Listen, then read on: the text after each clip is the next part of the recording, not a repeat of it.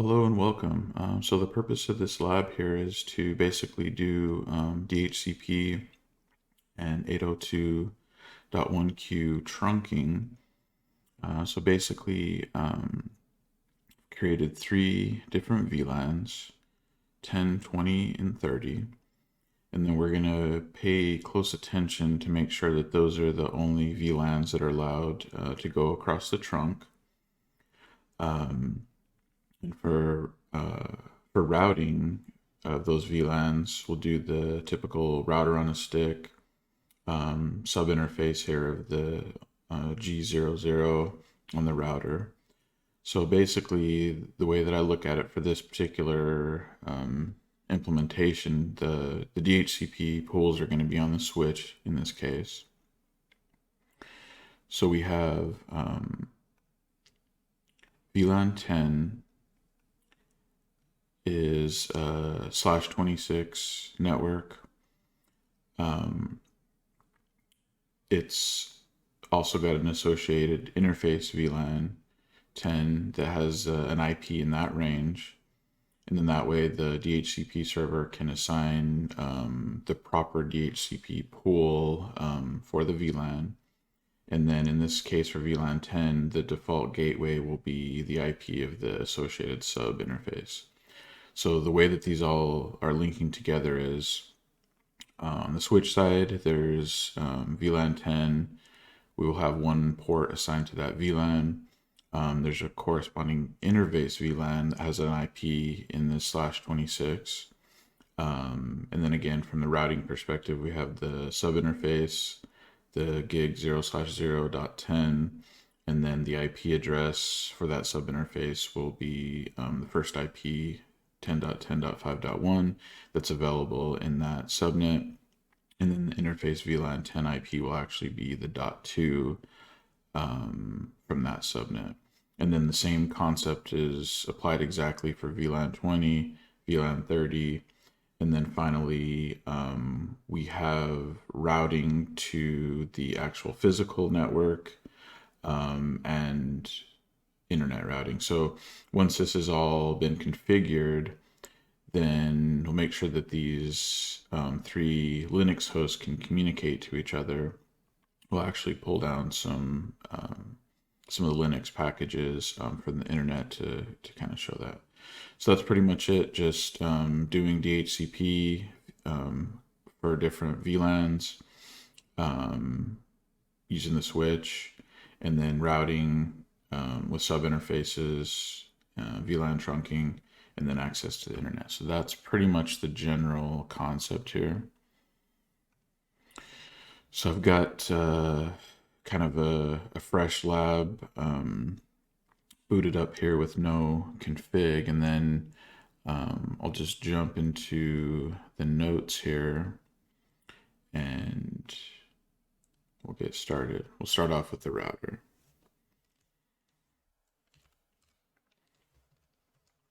So go into enable, config T, set the host name, call this one R1, and then interface gig 0/0, no shut.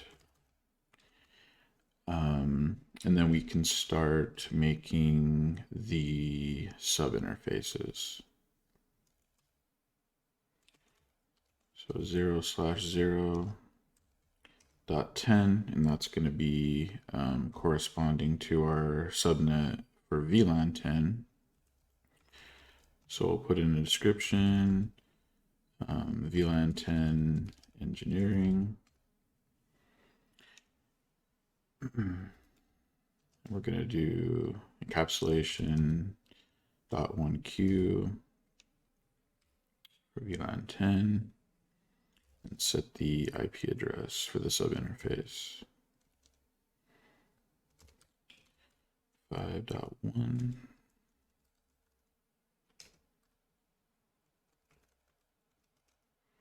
So VLAN 10 and 20 are /26s, and then VLAN 30 is going to be a /25, and that's basically just chopping up the overall 10.10.5.0/24 network. So basically taking a Class C putting 3 VLANs in there and then just chopping up accordingly. So we got 10.10.5.1 with the right mask. We'll move to the next subinterface .20.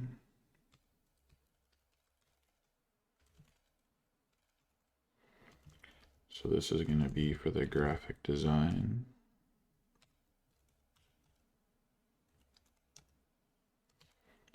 VLAN 20. 10.10.5.65,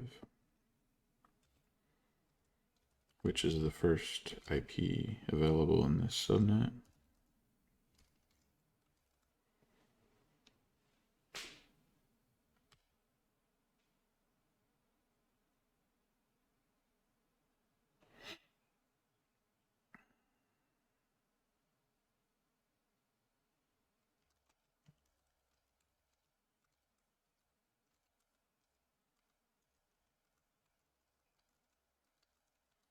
I had the mask. Got all sorts of things going wrong here. Okay, so IP address 10.10.5.65. We'll get the mask right this time. There we go.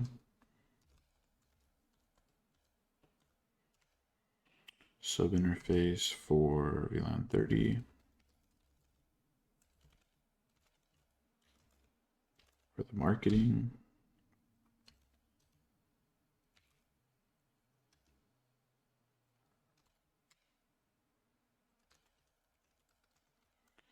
.10.5.129. And this is the one that's on a /25 network.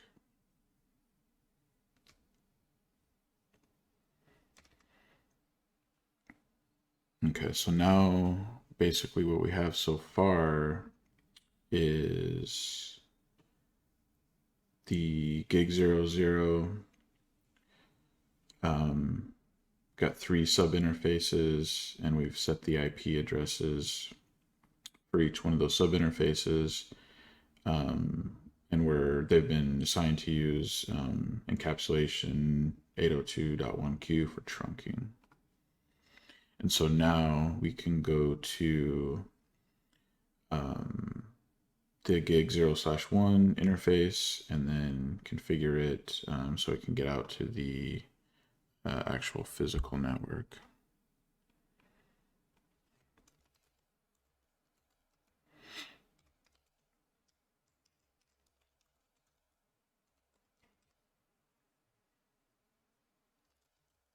Set the IP address for that, 172.16.1.2. Class C mask. No shut. And then we're just going to put a static route pointing to the 1.1.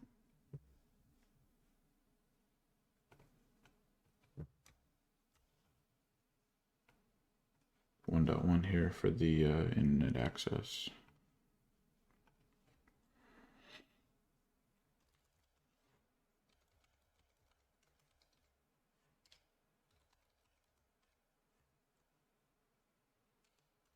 I'm going to specify the interface to use and the next hop router. Okay, so default route using gig 0/1.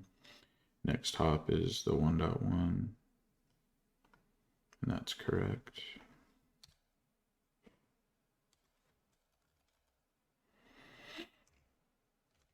Okay, and so take a look at the interfaces. So we got our sub interfaces here. Got the IPs assigned. They're all up, and then the 0/1, which is gonna get us internet access. That one's assigning up, so that's good. So now we can go to the switch and get going on that one.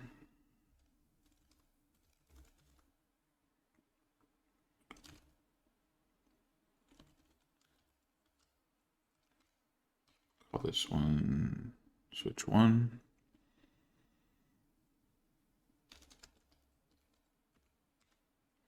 So we can start making our trunk port. Switch port, trunk, encapsulation, .1q, switch port mode, trunk, switch port, no negotiate.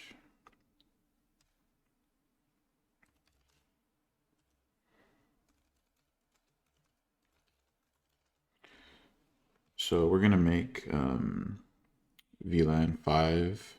That's going to be the native VLAN here. And so we're going to basically, for this trunk, we're going to assign the native VLAN as 5. And then we're going to actually make that VLAN 5 and then just totally shut it down. And then that'll be part of the process of only allowing the VLANs 10, 20, and 30 across the trunk and nothing else.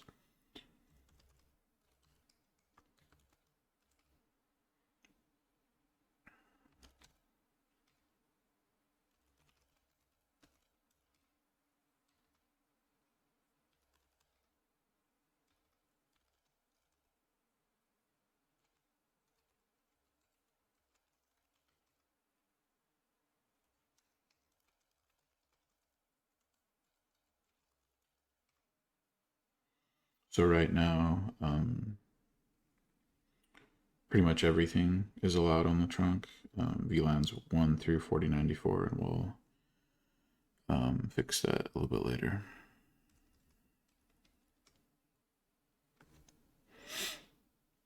Okay, and so now we dealt with the trunk port for the most part, not completely, but most of it. And then now gig 01, 02, and 03, we need to make those access ports for the Linux hosts, and then also put those in the VLANs that they need to be in.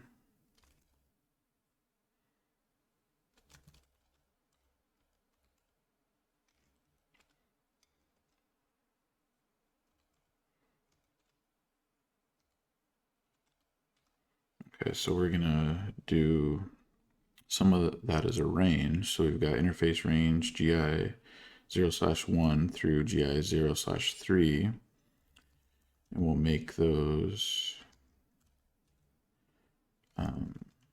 access ports, and we'll make those no negotiate as well.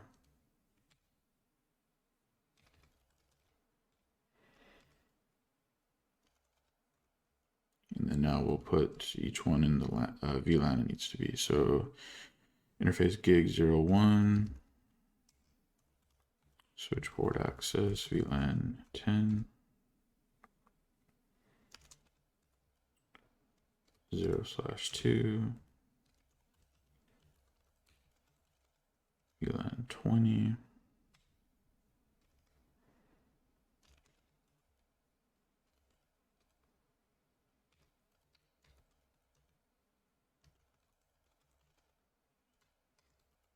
VLAN 30, and then we'll get into making the interface VLANs. And the point of that was to help the DHCP assignment happen. So that way, for a given VLAN, the correct DHCP pool will be used.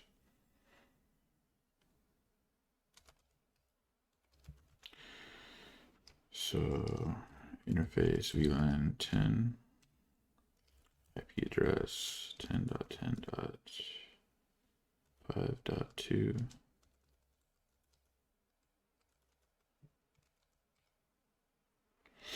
Okay, so basically, if we recall, the subinterface on the router that's going to be associated with this VLAN is 10.10.5.1, which is the first IP available in that subnet. And then now for this interface VLAN, we need to assign it an IP, so we're just assigning the next one, which is .2. So 10.10.5.2, got the right mask, okay. So now we can do interface VLAN 20.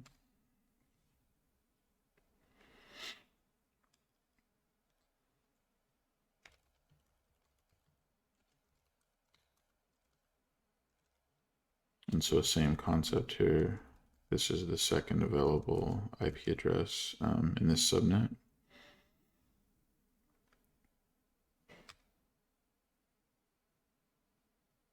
And actually, I missed one thing of config on VLAN 10, which is to do the no shut. So I'll go back and do that. So we did a no shut on interface VLAN 20. See that come up, and then we'll go to interface VLAN 10. Do a no shut on that one since I missed it before. Okay, so that one came up. Interface VLAN 30.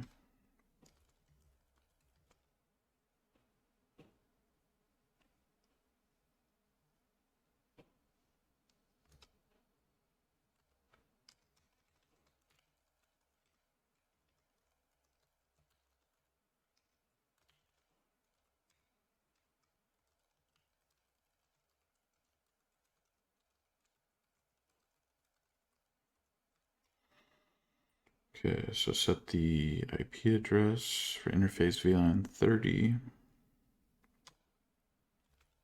No shut. Okay, and so that one came up. So now we need to start thinking about the DHCP pools. And so we've already assigned, so if we're talking about VLAN 10, we've already assigned IP addresses from within its associated subnet. So 10.10.5.1 is the IP address for the sub interface on the router. And then we just assigned .2 for the interface VLAN 10. So at a bare minimum, we should be, these next lines of config will be these excluded addresses. And so at a bare minimum, we need to exclude .1 and .2 from being assigned via DHCP, so we don't have any conflicts. In this particular case, I just went, I would put 10 IP addresses. So like .1 through .10 will not be assigned out of the pool that we'll be making later on. And it's the same thing for each one of the VLANs. So we'll go IP DHCP excluded address 10. And so this is basically a range. So 10.10.5.1 through 10.10.5.10.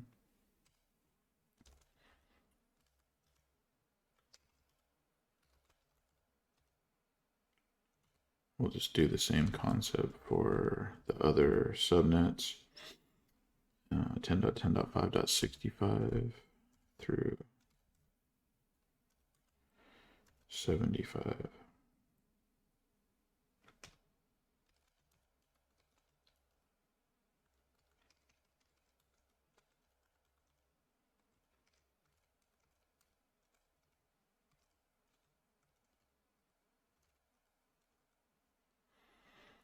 To 139.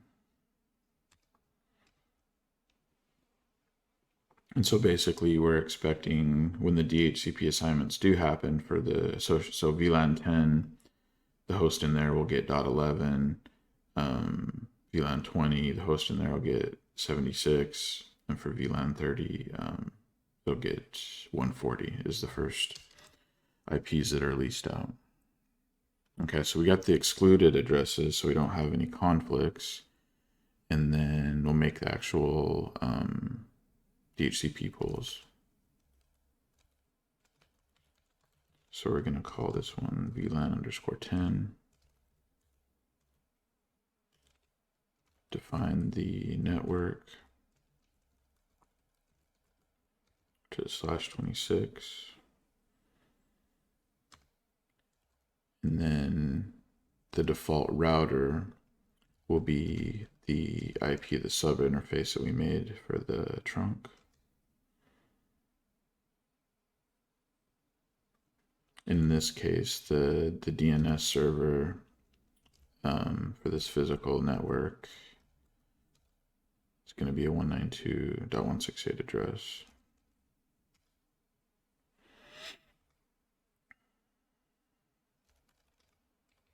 Okay, so we got network, we got the right network, /26, the right default gateway, right DNS, and we'll just duplicate that for the VLANs 20 and 30.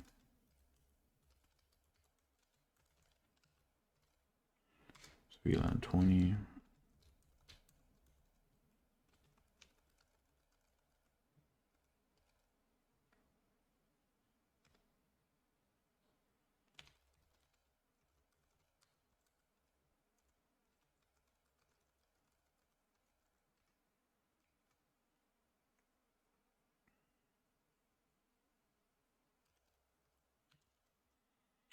Default router 10.10.5.65.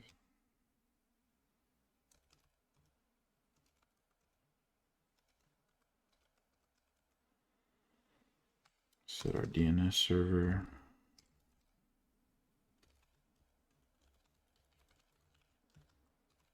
VLAN 30.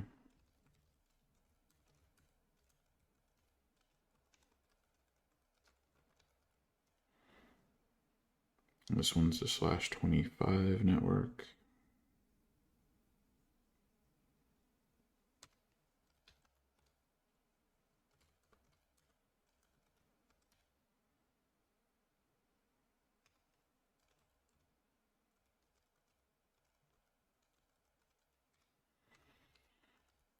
All right, so we got the DHCP pool set up.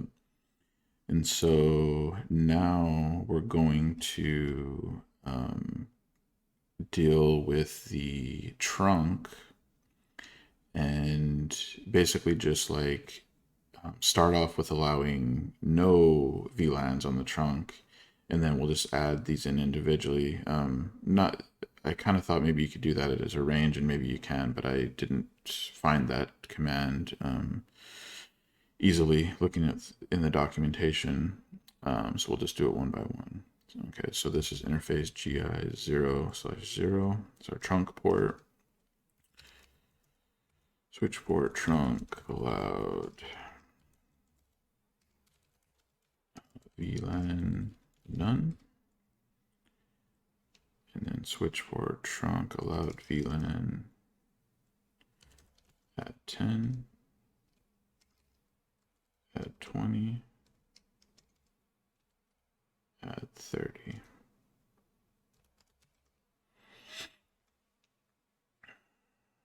Okay, so show interface GI0/0 trunk.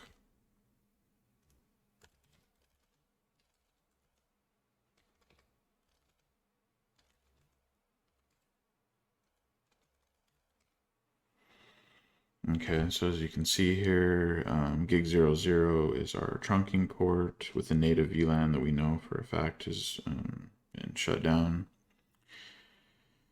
And then VLANs allowed on the trunk, 10, 20, and 30. So we're good there. Show IP DHCP pool. So we can look at the pools here. VLAN_10. Can see that one address is leased out, as I would expect.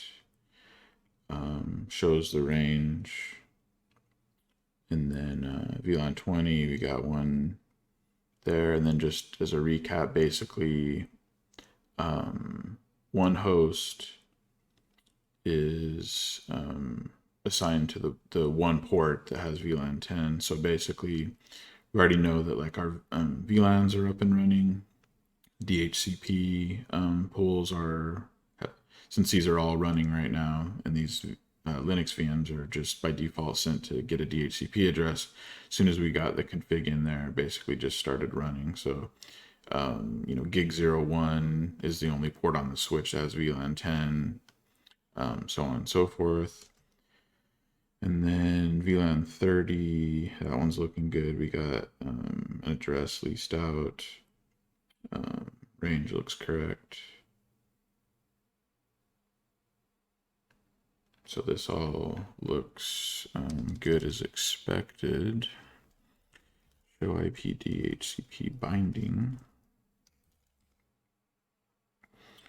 And then, as I was saying before, based on the excluded address range, then since it's sequential, I would expect Linux 1 to get the .11, which it did, Linux 2 to get the .76, and it, so the .11 was in the VLAN we expect, got .76 like we'd expect for VLAN 20, and then Linux 3 got the .140 for VLAN 30 like we'd expect. So that's all good. Can show ARP. And then I guess the thing to point out here would be that the first two entries in here show interface VLAN 10. The first one here, the .2, is the IP address for interface VLAN 10. And then the .11 is the actual Linux host that got its IP address assigned via DHCP through the pool associated with VLAN 10. And then if we go to R1, we'll see something similar. So if we do show ARP, then, so this first sub interface, the .1, the IP address that was assigned for the sub interface, so that makes sense.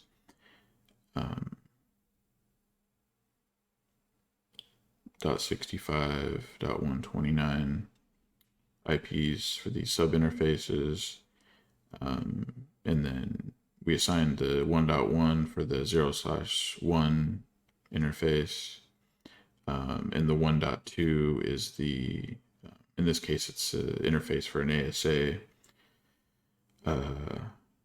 that's the physical network and is allowing internet access.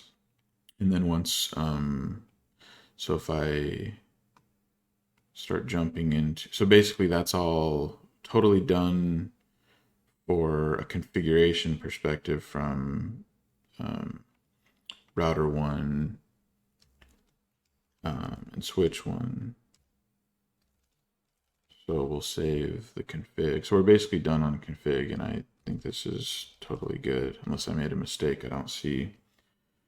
And the way that we will check for any mistakes is we'll start getting into the Linux boxes here.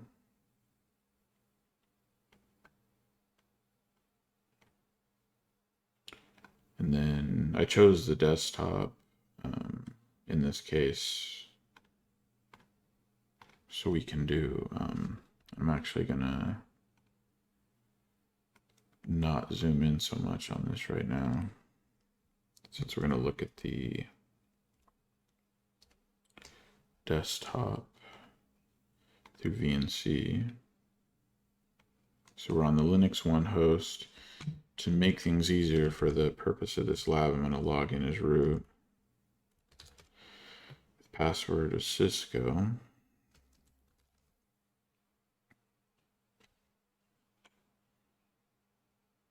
And then, so we're on we're on Linux 1, looking at the desktop of that through VNC. And then this is the one that got the 5.11 address. So we'll test connectivity out to the internet. We'll test that we can ping these other two, and then we'll do another thing or two. Okay, so if we go to the internet browser, go to Firefox.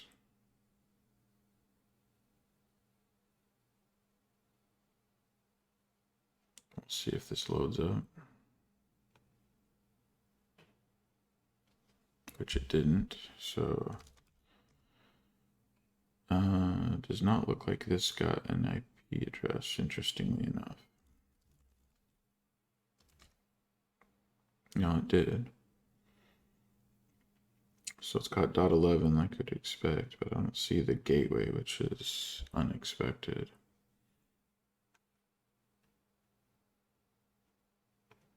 Let's look at the IP pool.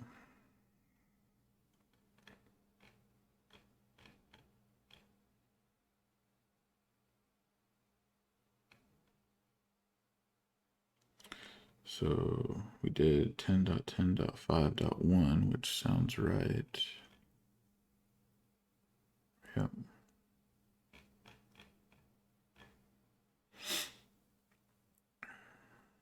So that's interesting that didn't populate.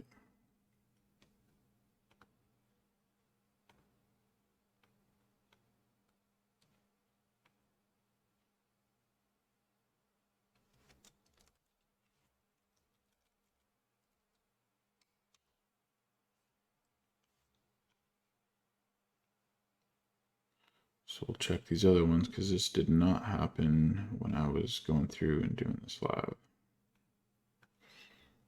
So I don't know why it didn't get its default gateway and populate the routing table,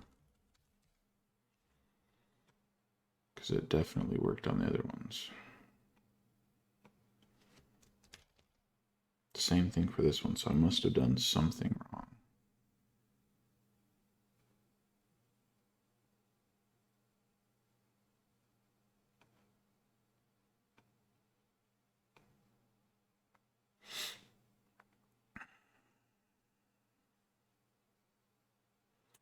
So the place where that's set is in the Dhcp pool.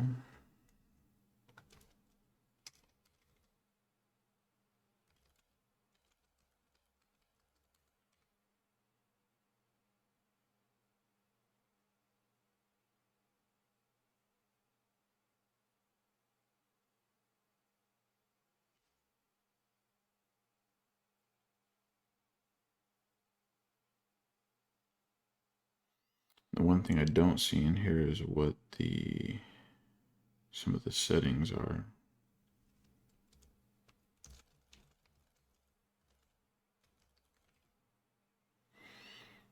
Okay, so show run IP Dhcp pool. Default router 10.10.5. That's correct. 10.10.5.65, that's correct. Let's see if we can ping those.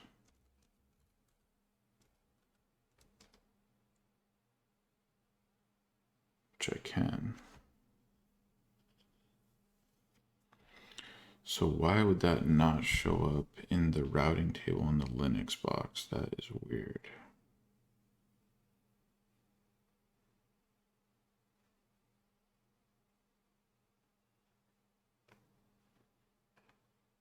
Because it definitely got an IP address, so DHCP is definitely working. So I have to think this is an issue with the Linux box itself. And to test that, I'm going to shut that off. And I'm actually going to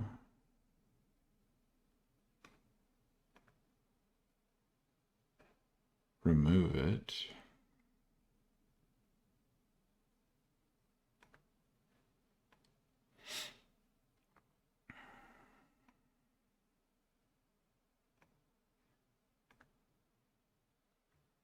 And then I'll put another one in its place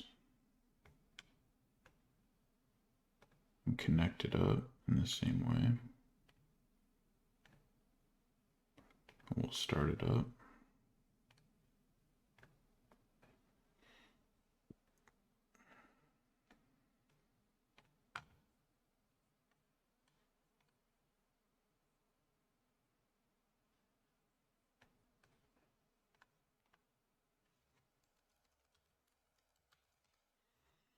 So that booted up pretty quick. And what is going on here? Let's see if it did the same thing. It didn't. I got my default gateway in the routing table like I would expect. That is very interesting.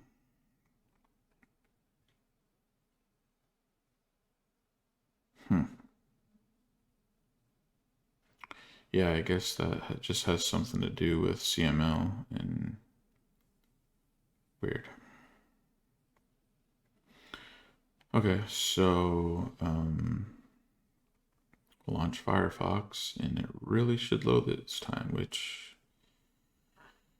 it did. So we got the browser there. Okay, so this is gonna work the way that I was expecting. I am gonna stop these other two Linux boxes here. Then we need to do wipe node on both of those, because if I remember correctly, you have to do that so you can delete them from the topology. So I'm gonna delete that one,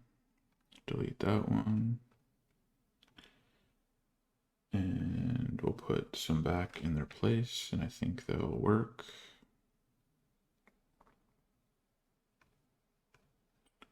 And this one, just name them correctly again. So that one's Linux 1. It's Linux 2. It's Linux 3.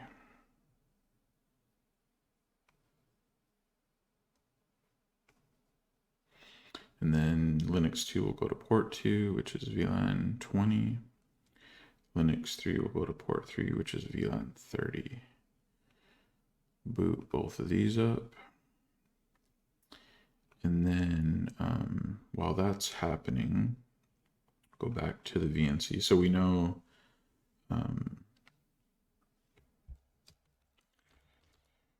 that we got internet access. So all this is working. Cisco page is loading up here. Can ping out to the internet. So we're all good from a config perspective for the switch and the router.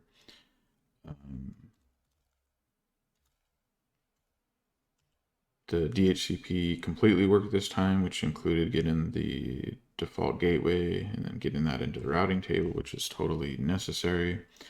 And then it gave us a .12, which is expected because the previous there's a lease out for .11 right now, even though we kind of deleted that machine. So that's all good and expected. So now I want to do a couple things real quick. So the package manager for the Alpine Linux is APK. We'll do add Apache. So instead of just pinging stuff, I thought it'd be cool to do something slightly different. So we're going to put Apache on here. And then obviously this wouldn't be happening without internet access. So rc-service Apache 2 start. So we want to start the Apache service that we just installed, and then rc update add Apache 2. So if this machine gets rebooted, it should keep that and it should start the service upon boot up. And then we want curl, because curl is also not in the install for this VM. So we'll get the curl program. So now if I do curl localhost, I get the it works page from or the it works response from HTML from the Apache server. So we can do, I don't know, like HTTP 127.0.0.1 for the loopback, and then same thing. So we know Apache's running. The reason I wanted to do that is, well, before I do that, so we know we can ping the other boxes. So the one in the Linux 2 is going to be 10.10.5.77. I'm expecting get a ping back on that. And then 141 for the Linux 3. We got a ping on that, so we know our routing is working for all those. Then if I switch over to Linux 2, and I'll log into that one.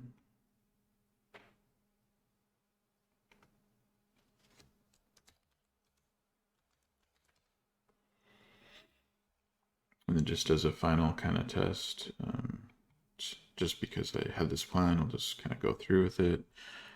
So we're going to do apk add curl.